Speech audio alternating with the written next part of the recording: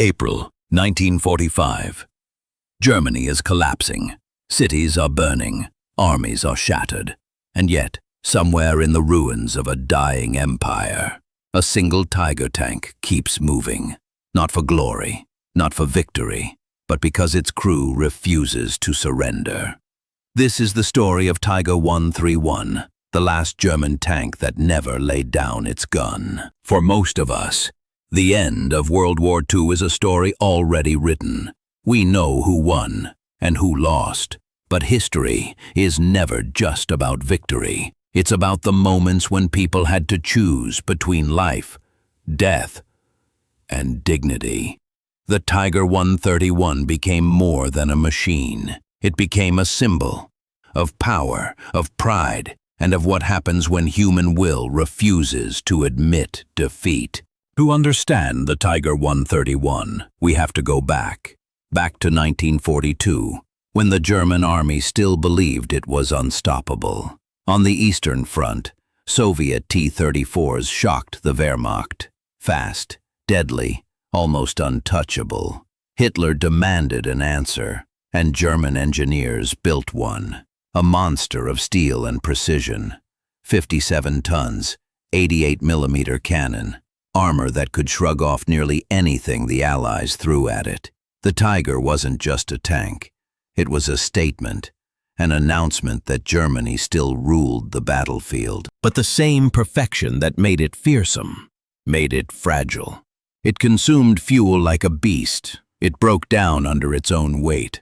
And as the war dragged on, the Reich could no longer afford the luxury of perfection. By 1945, the once mighty Tiger divisions were ghosts of themselves. Crews patched their machines with scavenged parts. Commanders sent them into battle without fuel, without air cover, without hope. Yet in that chaos, in the ruins of the 504th Heavy Panzer Battalion, one Tiger still moved. Tiger 131. It rolled through shattered towns and burning forests, not as a weapon of conquest, but as a relic of a world that refused to accept its own end. Records tell us little about its final crew. Names lost, documents burned, memories scattered across the ashes of history. But through fragments, captured reports, radio logs, Allied testimonies, we can glimpse the shadows of 5 men inside that steel coffin. A commander, barely 25. A gunner who'd lost 2 brothers on the Eastern Front. A mechanic from Hamburg who hadn't seen his family in 3 years. And a radio operator who, according to British intercepts, still played music from a gramophone inside the tank during night patrols. Ordinary men, trapped in an extraordinary nightmare. As Germany fell apart, Tiger 131's crew faced a choice no soldier should have to make: to surrender, or to keep fighting for a cause that no longer existed. But they chose the third path. Not surrender, not ideology, just duty.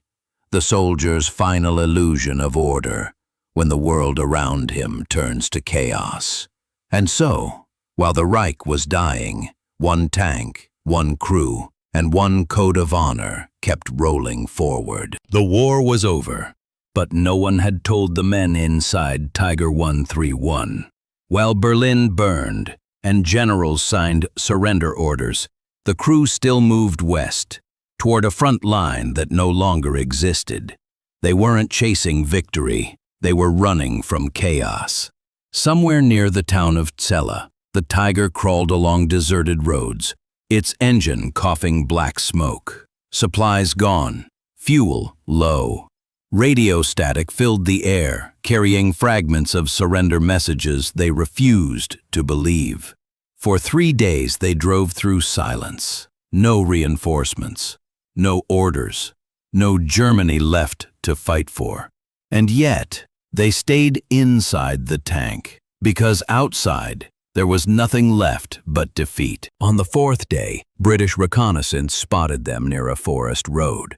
A single Tiger tank moving slowly, like a ghost out of time. The Allied commander radioed in disbelief. They don't seem to know it's over. When the British opened fire, the Tiger didn't retreat. It turned its turret, one last time, and returned fire. It wasn't strategy, it was instinct, a ritual, an act of defiance from men who had already lost everything. Artillery shells fell around them.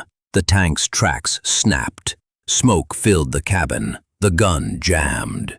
Inside, the crew faced their final truth. They had served a dying empire, but they had served each other with loyalty no surrender could erase.